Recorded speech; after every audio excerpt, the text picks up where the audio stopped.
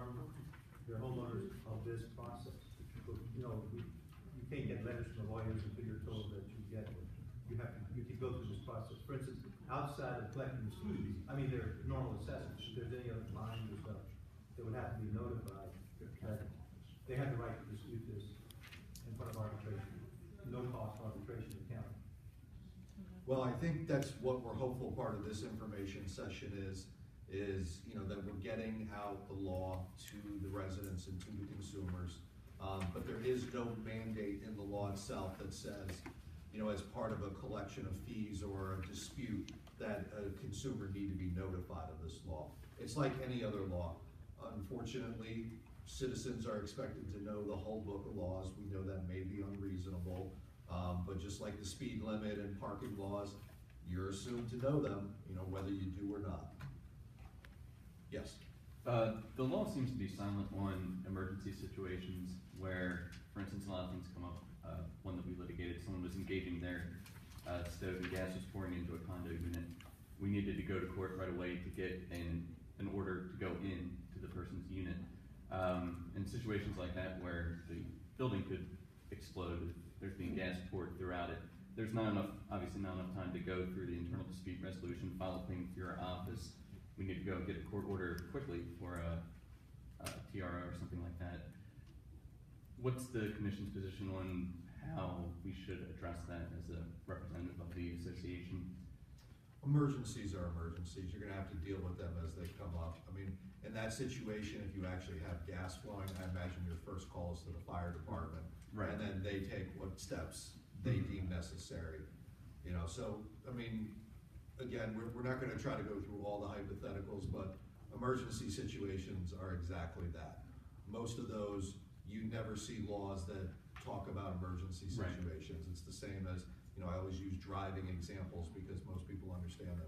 If your wife is giving birth in the car, there's no law that says go really fast to get to the hospital, but most of us know that that's exactly what we're gonna do.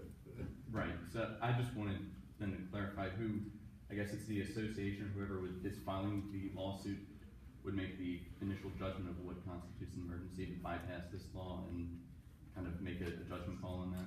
And like all associations and council, you obviously would make that recommendation to your client. Sure.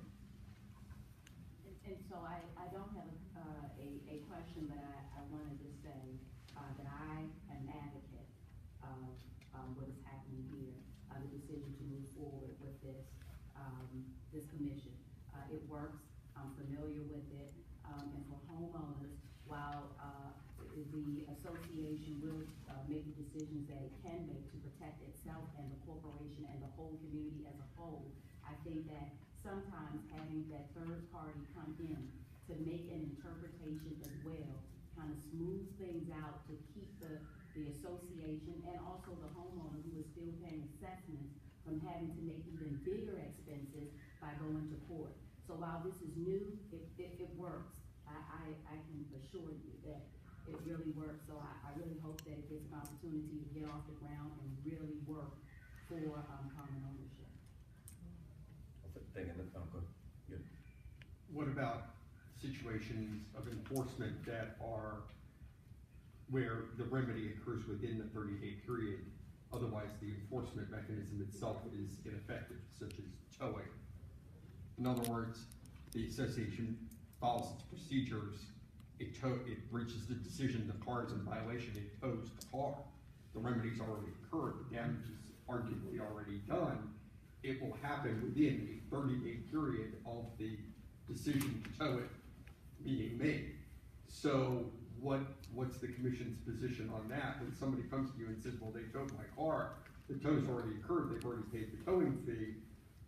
I mean, it's a dispute, but it horses out of the barn. Sure, but like many disputes, that dispute is about the reimbursement at that point, is it not? Right. Well, yes, probably. DER. Yes. They are It the. doesn't matter whether you go to court or whether you go to arbitration. Correct, and I was gonna say, and Ms. Bailey just had a good point as well. There is a towing board actually in Prince George's County where you can take those disputes to and seek reimbursement if it was wrongfully towed. So, you know, obviously the goal here with mediation is not to duplicate services that are already provided in the county. Is that would that fall into the category of a fee that you would consider a dispute? We haven't been presented with it, and Yeah. doubtful, because again, you have a towing board, so if that complaint came in, once it's reviewed, it would be, your remedy is to go off to the towing board to have your contested hearing there, Okay. not a mediation here. You know, because again, I mean, we don't, as any large county, we have a multitude of boards that accomplish a multitude of things, but what we don't want are boards, commissions, mediators duplicating services. We want them to go where the primary service is. And towing, there is a towing board, that is all they do, is sort of adjust those complaints. How is the, you know, other than this convening in exchange, how are the associations being educated about the process that's taking place?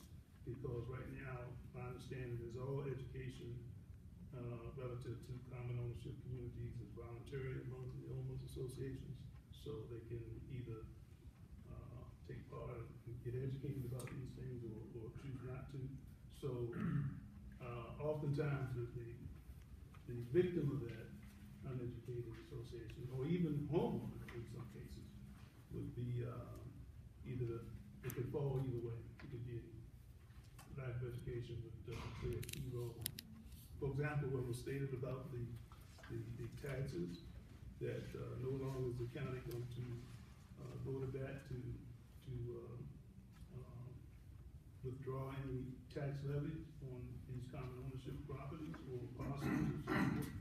Things of that nature. If a association doesn't voluntarily seek out this information, they could fall culprits, which means that they, along with the homeowners themselves, could be a victim unknowingly.